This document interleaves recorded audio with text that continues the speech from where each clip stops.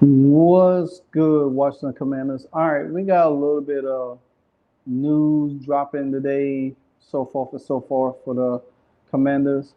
Um, Looks like Jamin Davis will be on the IR. Well, not IR. He will have season-ending shoulder surgery. This was announced by Ron Rivera today that um, he will miss the rest of the season. Um, Now, the Commanders was on a bye week and don't know if Jamin Davis got hurt in the last game against the Commanders, but according to Nikki Javala of the Washington Post, Jamin Davis suffered a shoulder injury against the Miami game. So, okay, apparently he did get injured in that game. Um, and he will have surgery that will end his season. Davis played 90% of the snap on defense against the Dolphins when the Commanders got blown out 45 to 10. Davis started all 13 games of the season and has been Washington's top linebacker. So um, probably Jabril Cox probably will get some playing time. Khalid Hudson probably get some playing time. Slow ass David Mayo will get some playing time. And they also have Brandon Boyer Randall on the practice squad. So Corey Barton, he'll probably be the starter. He came from injury against the Dallas Cowboys. So looks like Khalid Hudson probably will get some playing time. Him and Jabril Cox. David Mayer will probably be in the mix a little bit here, but clearly the Washington Commanders are going to have to upgrade their linebacker core in the draft this year because none of these linebackers is good. I don't know why Jabril Cox hasn't played a lot since we, got him. I would like to see more of him, see what he could do, but it's hard to gauge what this team could be, what we have because the coaching staff don't put guys in the right position, so we don't even know how these guys can operate. But I know for sure for the last 3 years we needed linebackers, and Ron Rivera failed to address the need in that position. Um, in other news, Montez Sweat he called out the Washington Commanders. I mean, I'm not even mad about it, but just to be honest with you, he's right. He's right. Because the fact of the matter is that um, Ron Rivera failed to bring these guys together through adversity times. This team was getting beat. This team wasn't being competitive at all. They wasn't being competitive at all. They wasn't doing nothing that they needed to do to show that they are trying to win games or they trying to do things. Um, if you, I'm a, if you listen to Montez right here, he could tell you. Every week, it's a new challenge, and people want to play for the man beside them. And that's where I'm from. Where I came from, it was, what I'm saying, it was kind of like just waiting on the season and kind of. But here it's like every week, it's a new challenge, and people want to play for the man beside them. And that's where I'm from. Where I came from, it was. And see, you can't be mad at him. Montez said where he came from is like everybody was just waiting for the season to end. But now that he's in Chicago, even though they in the draft mix, but they go out and play hard every week. They playing for somebody. Yeah, and then you think about it. The Chicago Bears just beat the Detroit Lions yesterday. And has that hurt their draft? They probably because they got two number ones in the draft, two top draft picks, and they got the number one overall pick from Carolina, and they got their own pick. And that by them winning that game, it dropped them in the seventh spot. But nevertheless, they went out and played games. They went out and played games and won games. Hell, they beat us on a Thursday night, blew us out The Commanders hasn't showed any fight at all to where they want to win. When we won the first two games of the season, barely, you know, we looked like we was going to do some stuff. Then we lost two straight. Then it's like, okay, here we go. But at the same time, the Commanders, they week in and week out, they don't show no fight at all. They don't show no fight.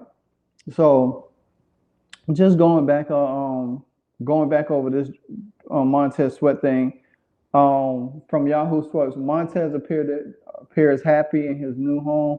The Washington Commanders' fifth-year defensive end was traded to the Chicago Bears, and he signed a 4-year, $98 million extension with the Bears 4 days after the trade.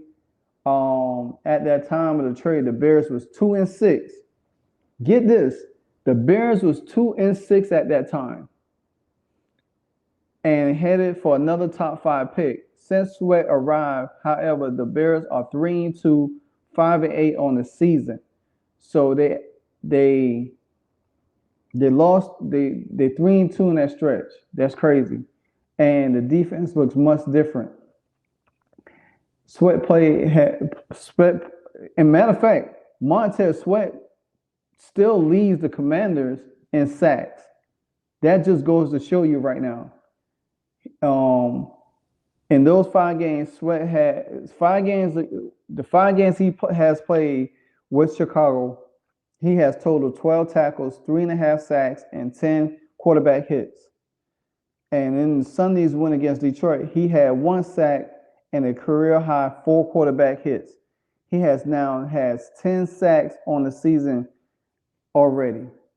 So he already has 7 sacks with us. But 6.5 sacks with us. And he added 3.5 more sacks with the doggone Chicago Bears to get him 10 total in the season. He's going to probably have, I say 4 games left. Montez probably have he probably have 14 sacks, close to 14 sacks by the end of the season. And, he said, after, his comments after the game, he said, Coach Matt Eberflus,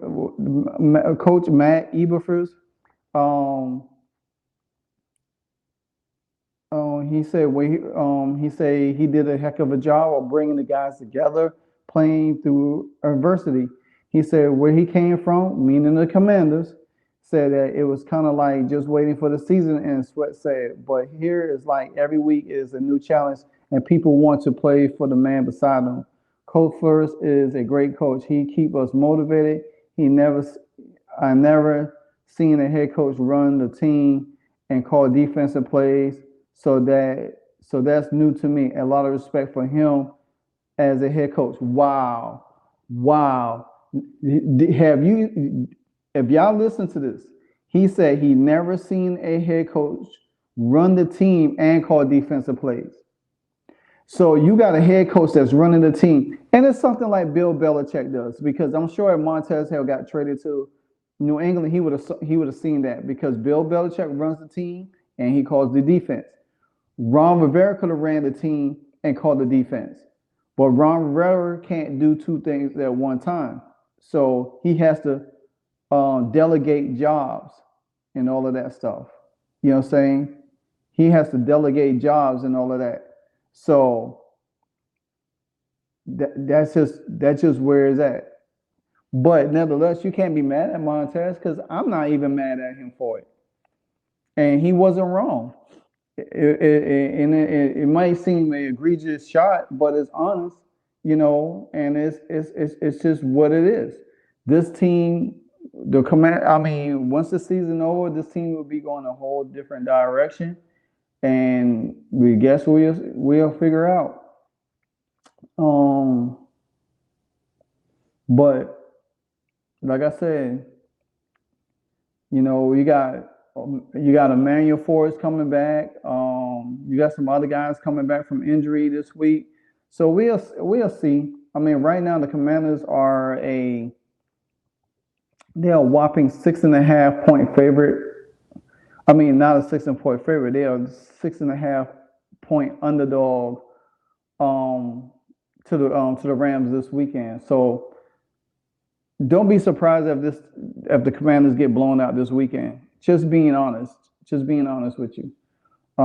Like I said, I already touched on Jamin Davis. I already touched on him. Montez. Montez was one of my favorite guys. I always liked Montez. He was just somebody that I felt like we could have kept. And then there's reports came out saying that Ron Rivera and Jack Del Rio was mad because they wanted to keep Montez. Well, we have a bad offensive line. We had to trade him. If you had done right by the team and got some real offensive linemen, we probably wouldn't be in a position to be trading picks and all of that crazy stuff. But also, we want to touch on the Tommy DeVito. I didn't know that the Giants, not the Giants, but Tommy DeVito was offered a bigger contract by the Commanders to sign as an unrestricted free agent.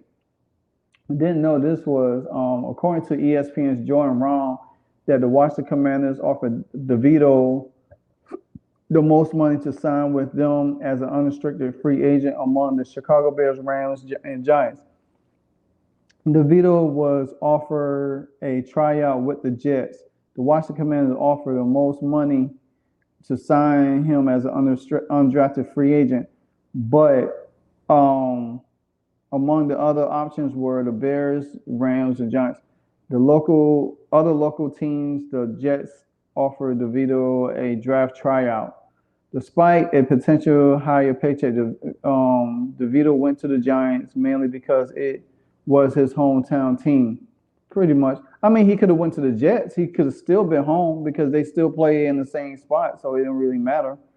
DeVito lives with his parents, which we know, and that their house was just a short drive from Giants facility. Okay, that makes sense. Another factor was head coach Brian Daboll, who has helped young quarterbacks turn into stars in the past, and that's true. So you say that he had Brian Daboll's track record with quarterbacks such as Josh Allen, Jalen Hurts, and Tua Tagovailoa. So that's pretty good. But all that's all the Commanders news I have for today. But you just think about it.